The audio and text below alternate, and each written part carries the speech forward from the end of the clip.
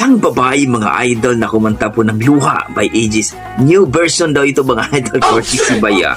Melgy Dolores. Panoorin natin mga idol kung gaano nga ba kahalimaw itong babae at magugulat kayo dito sa kanyang kinanta mga idol na new version sa Luha. So, let's go mga idol, panoorin natin. Asawa mo ngayon ay akin. Oh! Nakuha ko sa isang